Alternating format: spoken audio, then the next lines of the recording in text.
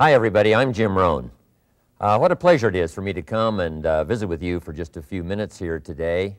Tell you briefly a little bit about my story and share some ideas that might be beneficial. I've lectured in some high school classrooms in California and Arizona and some universities and colleges, Pepperdine University, San Diego State, Arizona State University. And so I've had a chance to talk to kids that are interested in themselves and interested in their future, interested in America, interested in what they can do with their lives, and listening to stories that might be beneficial. And I don't have a chance to, visit all of the schools and universities around the world, so this is a great chance for me by video to have a chance to tell you my story. Just briefly, let me tell you my story. I grew up in Idaho, farm country. My father still lives on the old homestead where I grew up, southwestern Idaho. He'll be 91 his next birthday, and I'm very proud of him. I went to high school, I graduated, I went to college 1 year. Halfway through my second year, I decided I was smart enough, so I quit. One of my major mistakes. I should have stayed in school. But I thought, heck, I'm smart enough to get a job. And back then I thought, that was it. If you're smart enough to get a job, what else would you need? Found out later, a big mistake. But anyway, I quit school at age 19, went to work. A little while later, persuaded a beautiful young lady to marry me with a lot of fancy promises. And fortunately for me, we got married. A little while later, I started my family. And I'm out there working hard, doing the best I thought I could. But year by year, I kept falling a little further behind, buying a little more than I could conveniently pay for on time. And the creditors are finally starting to call saying, hey, you told us the check was in the mail. I'm not feeling at all good about that. About age 25, I've got pennies in my pocket, I've got nothing in the bank, and way behind on my big mouth promises to my family, and wondering what could I do to make my life better. I was willing to work hard. That was not my problem. But I just wasn't making the progress I wanted to make. And then good fortune came my way. Sometimes it's difficult to describe good fortune, why something remarkable happens to you at a particular time. One of my friends says, well, hey, things don't just happen. Things happen just. And maybe that's it, I don't know. But my good fortune was I had a chance to meet a very wealthy man. His name was Mr. Schoaf, Mr. Earl Schoaf. A friend of mine had gone to work for him, and he started telling me about this man. He said, you got to meet this man. He's rich, but he's easy to talk to. And he's got a remarkable philosophy of life. And he kept going on, and I thought, well, I've got to meet this man.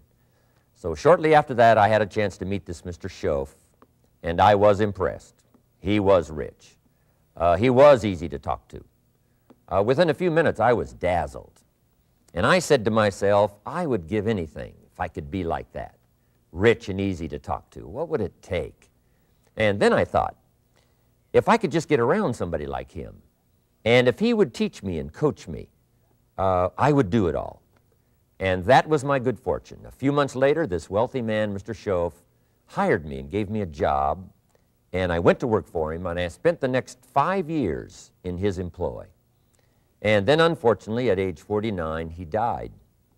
But I got to spend 5 years with this remarkable man, his last 5 years of his life, and the first 5 years of my new life. And my dream came true during that 5-year period. This man took the time to teach me and coach me.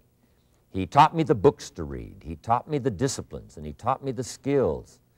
And he taught me the changes to make in my language and personality. And the things he shared with me during that 5 years changed my whole life. Changed my income, changed my bank account, changed my future. I've never been the same. By the time I was 31 years old, I was a millionaire. So he taught me economics as well. So how lucky can you get to meet the right person at the right time who takes the time to share with you ideas that can change your life? A lot of rich people, right, don't take the time, but he did, and he also had the ability. Some people want to share their experiences, but they don't quite know how to say it, but he had it all, and he used language that I could understand, and those ideas greatly affected my life.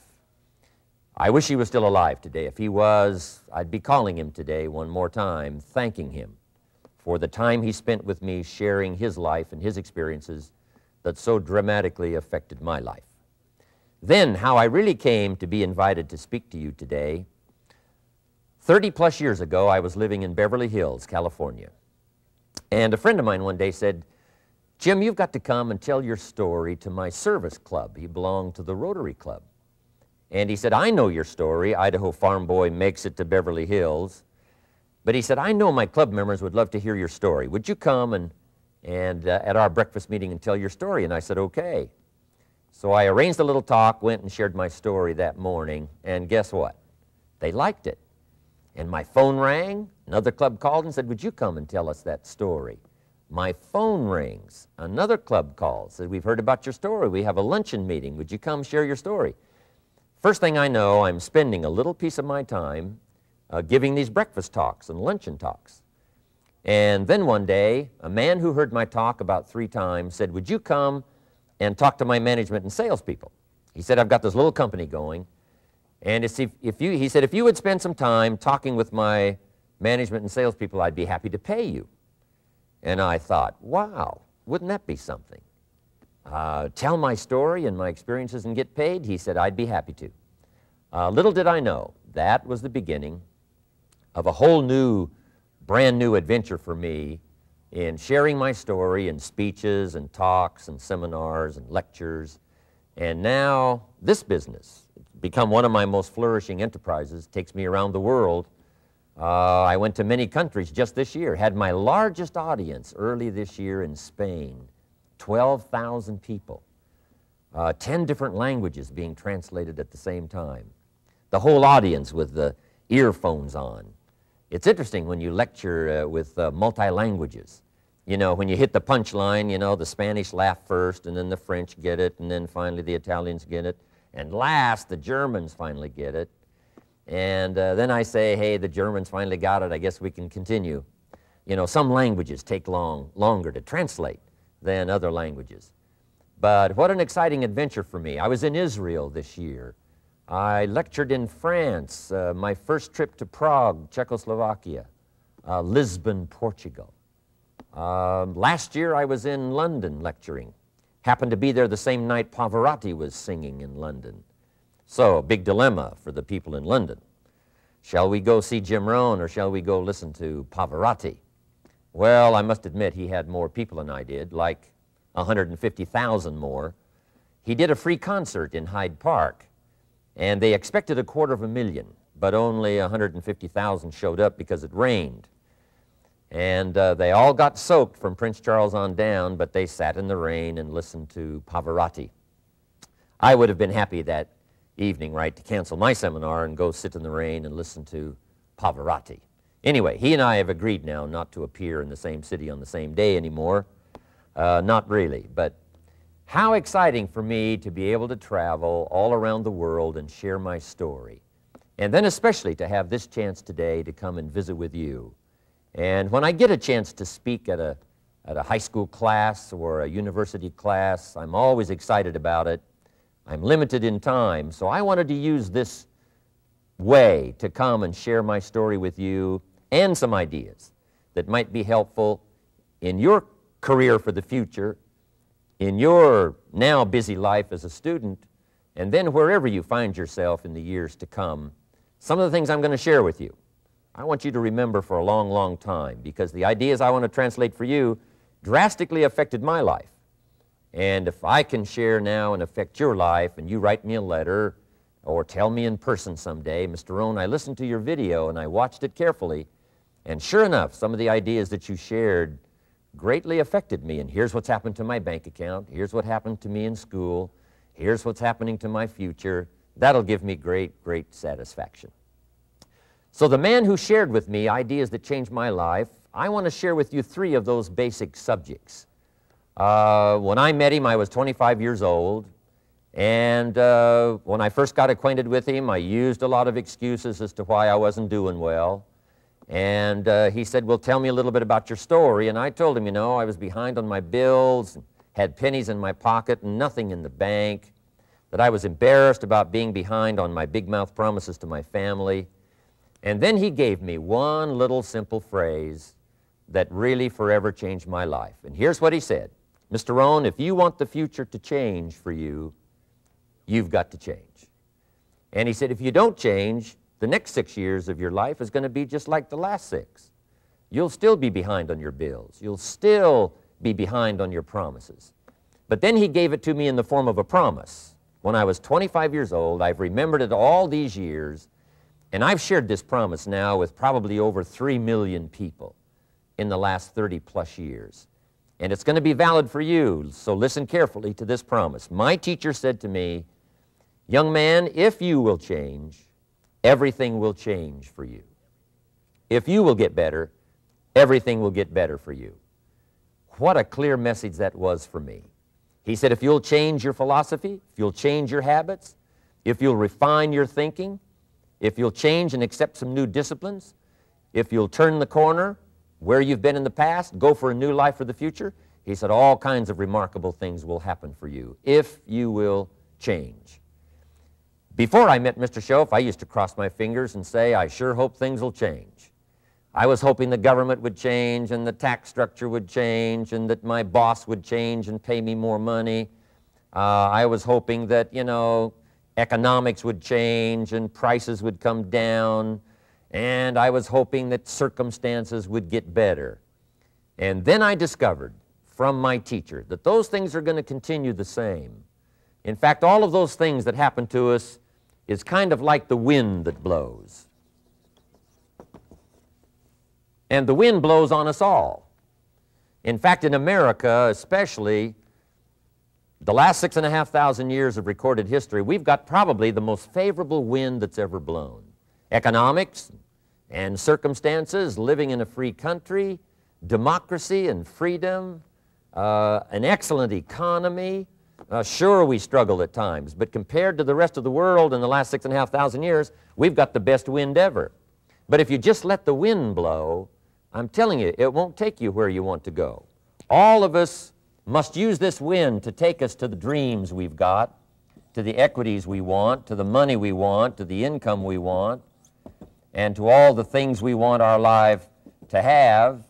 This is where we want to go, and we've got a good wind, but we must not leave our future just to the wind, just to the economy, just to the structure of the way things are happening today. Here's what we must learn to do, and that is set a good sail. And if you'll learn to set a good sail, and that's what my teacher taught me in those early days. He said, Mr. Rohn, the wind is going to blow however it's going to blow. Politics are going to be politics, and the economy is going to be the economy. And however it turns out, that's the way it's going to be. What you must learn to do is not to wish for a better wind. That's naive. The key is to wish for the wisdom and the skills and the learning so that you can set a better sail. And so that's what I did at age 25. I went to work not on the economy. I went to work not on the community. I didn't go to work to try to change the government. I didn't go to work to try to change my boss or the company. I didn't go to work to try to change circumstances. I went to work to try to change myself. And I picked up that promise my teacher shared with me, that if I would change, my income would change. If I would change, my bank account would change. If I would change, my future would change. And sure enough, his promise came true for me. The first 6 years of my economic life, I wound up broke. Those pennies in my pocket, nothing in the bank, behind on my promises. The second 6 years of my economic life, I wound up rich. But interestingly enough, the second 6 years of my economic life, the government was about the same and the economy was about the same. You know, the companies were about the same. What they paid was the same.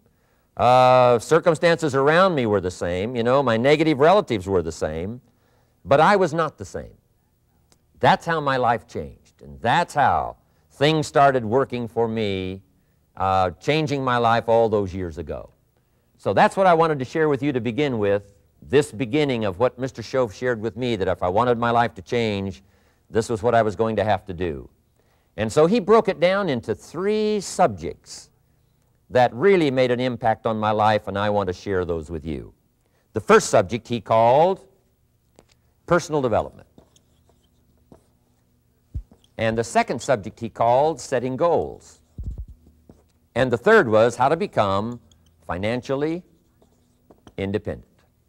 And I'd like to give you just a few clues from those three major subjects that so dramatically affected my life. And let's get started. The first one is personal development. Now, in illustrating personal development, Mr. Schoaf, my teacher, started with money. You know, money's not the only place to start in talking personal development, but it's where he started, so let me share the thoughts he shared with me back then. Let me share them with you. Here's the best lesson I can give you on economics. It's very simple. We get paid for bringing value to the marketplace. That's about as simple as I can put economics. We get paid for bringing value to the marketplace. Now, it takes time to bring value to the marketplace. However, we do not get paid for time, so we cross that out. Mistakenly, the man says, I'm making about $20 for an hour. Not true. If that was true, you could just stay home, right, and have him send your money. So that's not true. We don't get paid for time. We get paid for value brought to the marketplace. Now, since that's true, here's one of the key questions of my talk to you today. Is it possible to become twice as valuable to the marketplace and make twice as much money in the same time? Is that possible? The answer is yes. Could you become 3 times as valuable as you might be right now to the marketplace and make 3 times as much money in the same time? And the answer is yes. 5 times, 10 times? Of course. America is unique. It's a ladder to climb. It starts down here, let's say, at $5 an hour, and it keeps going up. Top income last year, $80 million. The guy who runs Coca-Cola. Now, that's a heck of a ladder. That's why everybody wants to come here, right? The boat people are not headed for Vietnam. People haven't plotted and schemed for 50 years saying if I could just get to Poland, everything would be okay. Not true. Everybody wants to come to America. And the reason is because we've got the best wind ever blowing in our favor. We've got the best economic opportunity anybody's had in 6,500 years. And all you have to do is understand it and take advantage of it. Now, there's some key questions to ask here. Why would the marketplace pay someone only $5 an hour? Very simple answer. They're not very valuable to the marketplace. Now, we must underline to the marketplace. This person might be a very valuable brother, yes. Member of the family, valuable, yes. Valuable member of the church, of course. Valuable citizen of the country, yes. Valuable in the sight of God, no doubt. We're all of equal value in the sight of God. But if you're not very valuable to the marketplace, you don't get much money. You say, well, it shouldn't be that way. Well, then you got to start your own country. You know, this one's been in process for 200 years, and this is the best we've been able to come up with so far. But here's the key. You don't have to stay here. Now, there was a big debate in Congress last year that this $5 was not enough, should be 6, should be 6, should be 6. But we don't need legislation. 6 is already on this ladder. The next step up. You know, if you work for McDonald's, they'll pay you $5 an hour to take out the trash. If you whistle while you take out the trash, they'll pay you $6 an hour. So we don't need that legislation. You just need to take lessons on how to whistle. Have a good attitude.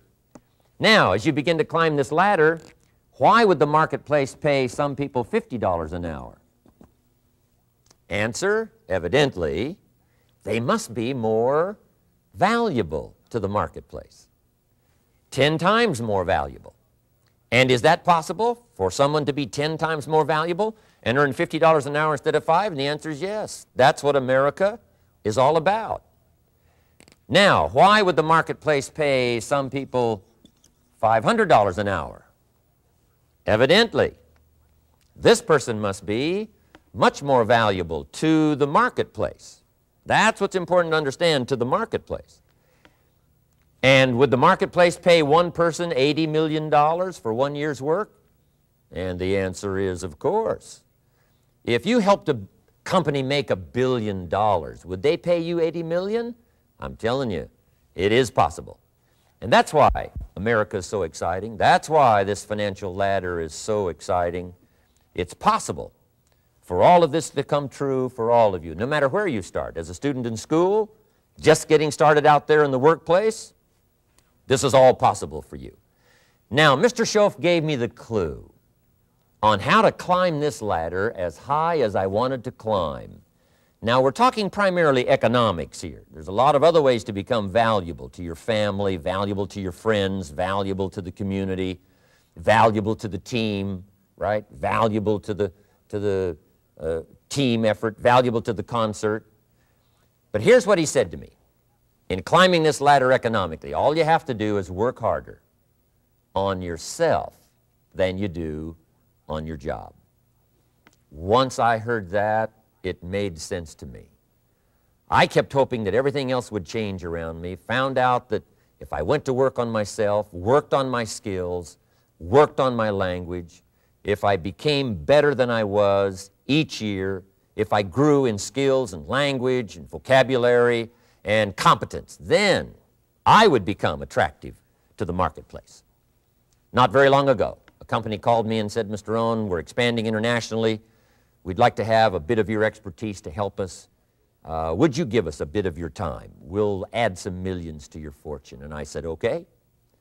And I thought later, isn't that interesting? They would call me. Then my second thought was, of course they'd call me. Who else would they call? I can get the job done.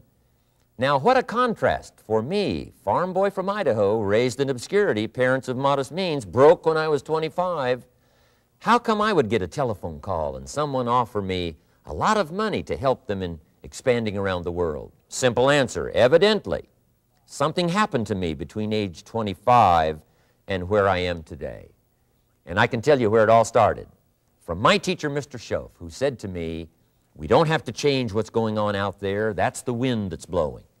All we have to do is change what's going on in here. And now there's several ways to do that on personal development. And let me give you those ways. Here's the first one. We must learn from personal experience. Pretty simple. Learn from what happens to you. Take a look back over the last few months. Did you make some mistakes? How could you correct those for the future? Take a look back over the last year. Have you done it right or done it wrong? Let's correct it for the next year. Learn from your personal experience. Mr. CHÄT asked me when I first met him, he said, Mr. Owen, how are you doing? You've been out there now 6 years. And I said, I'm not doing very well. He said, I suggest you not do that anymore.